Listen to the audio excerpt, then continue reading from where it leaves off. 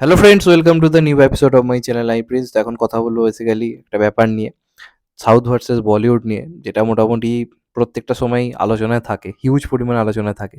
কারণ সেই লেভেলেরই মানে এক কথায় কম্পিটিশন হয় এই দুটো ইন্ডাস্ট্রির মধ্যে। ইতিমধ্যে সাউথ অনেকটা পিছিয়ে ছিল বলিউডের থেকে একটা টাইমে, কিন্তু এখন কোথাও গিয়ে একটা বিরাট বড় জায়গাতে পৌঁছেছে। এবং 2000 মোটামুটি 19, 20, 21, 22 এই টাইমটায় তো মানে সাউথ মানে আগুন লাগিয়ে দিয়েছিল রীতিমতো বলিউডের ওপর, এবং বলিউড রীতিমতো হারিয়ে যাওয়ার পথে। তো এই বছর কোথাও গিয়ে শাহরুখ খানের দৌলতে এবং রণবীর কাপুরের দৌলতে এবং আরও কিছু কিছু ছোটোখাটো সিনেমা যেগুলো ভালো চলেছে, যেমন যারা আটকে যারা বাজকে, সত্যপ্রেম কি কথা, এগুলোর উপর ভিত্তি করে এই বছর বলিউড একটা ইতিহাসজয়ী মানে বছর গেছে।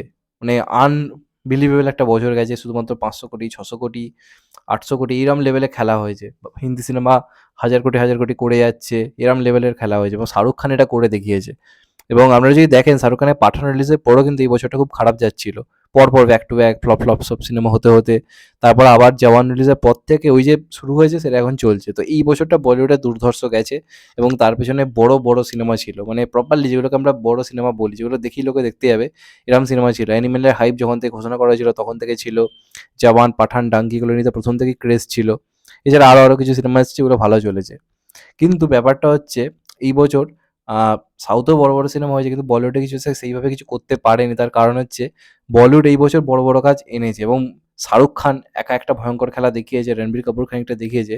কিন্তু 2024 আমার মনে হচ্ছে কিন্তু সাউথ তো নিজেদের এলাকায় খেলা দেখায়, বলিউডকে কিন্তু তারা খেয়ে ফেলতে আসছে। প্রথম কারণ হচ্ছে নাম্বার 1, শাহরুখ খানের কোনো সিনেমা 2024 রিলিজ হবে বলে আমার মনে হয় না। রিলিজ হলে এতদিনে অ্যানাউন্স হয়ে যেত। কোনোরকম কোনো খবর নেই, কোনোরকম শুটিংও এখনো অব্দি এসআরকে করেনি এবং এসআরকে একটা সঠিক সিদ্ধান্ত। এসআরকে এই যে পরপর সিনেমা আস্তে, আস্তে দেখুন টাঙ্গির ক্রেজটা কিন্তু অনেকটাই পাঠান বা জওয়ানের থেকে কমে গেছে। তো আবার যদি এসআরকে হুট করে আবার কিছু সিনেমা আনে তাড়াহুড়ো করে, সেটা ক্রেজ স্বাভাবিকভাবেই কমবে। কারণ লোকে এবার এসআরকে দেখতে অভ্যস্ত হয়ে যাচ্ছে আস্তে, আস্তে। তো আবার খানিকটা গ্যাপ দরকার। তো এই বছর এসআরকে সিনেমা না আনাটাই সঠিক সিদ্ধান্ত। আর রণবীর কাপুর এই বছর কিছু আনছে না। তো বড়, বড় সিনেমা কিন্তু এই বছর এই দুজনের তরফ থেকে যেটা থাকে সেটা এই বছর নেই।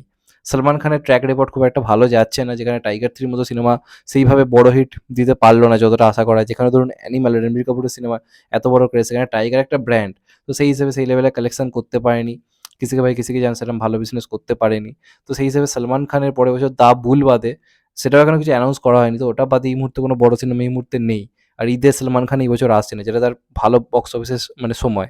বা একটা শাহরুখ খান দিওয়ালিতে কিন্তু বা ক্রিসমাসে কিন্তু আসছে না। তো যে কারণে মানে সাউথকে চেপে দেওয়ার মতো কোনো সিনেমা বা রেকর্ড ব্রেকিং কালেকশন করার মতো সিনেমা কিন্তু এখন অব্দি কিছু অ্যানাউন্স হয়নি। কোনোভাবেই অ্যানাউন্স। অপরদিকে আপনারা সাউথের জাস্ট লাইন আপটা দেখুন। সাউথে পরের বছর যে সিনেমাগুলো আসছে সেগুলো প্যান ইন্ডিয়া লেভেলে কী করতে পারে কোনো আইডিয়া নেই। কারণ পরের বছর সাউথ থেকে যে সিনেমাগুলো আসছে আমি তোমাদেরকে এক এক করে মানে নামগুলো বলছি, তাহলেই তোমরা বুঝতে পারবে যে সাউথের ক্রেজটা কোথায়। তো একদম প্রথম যেটা সাউথের আসছে সেটা হচ্ছে বেসিক্যালি আল্লু অর্জুনের 'পুষ্পা টু'। 'পুষ্পা' কী লেভেলের হাইপ তৈরি করেছিল। 'পুষ্পা' যখন প্রথম মানে সেভাবে তারা প্রমোশনই করেনি, সেভাবে শো পায়নি। সে সত্ত্বেও প্রায় 100 কোটি প্লাস কালেকশন করে। তারপর আপনারা যদি দেখেন মোটামুটি আসছে 'রামচরণের গেম চেঞ্জার', যেটা শঙ্করের ডাইরেকশন, ওটার হাইপ কিন্তু যথেষ্ট ভালো। এছাড়া আসতে চলেছে জুনিয়র এনটিআরের 'দেবরা'। এটা প্রশান্ত নীল ডাইরেক্টর এবং এটা ক্রেজ ভয়ঙ্কর লেভেলে ভালো।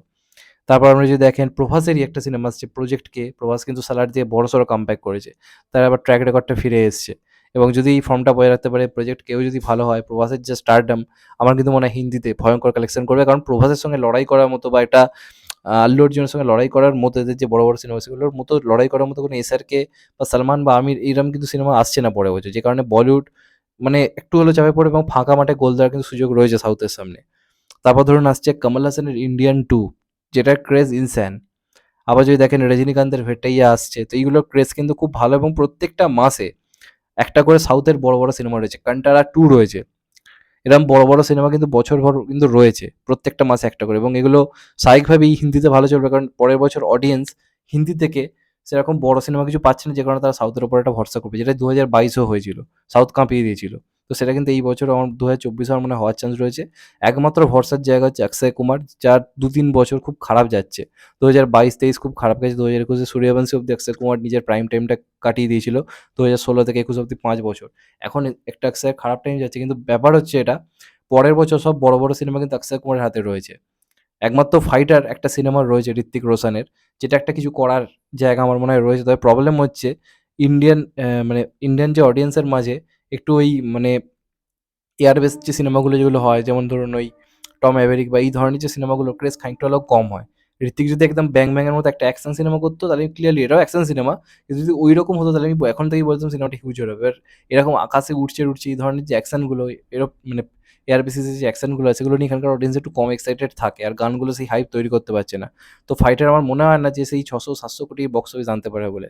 তবে ফাঁকা টাইমে আসছে, একটা ভালো বক্স অফিস করে বেরিয়ে যাবে। এছাড়া আছে যে সিনেমাটা, সেটা হচ্ছে সিংঘাম এগেন।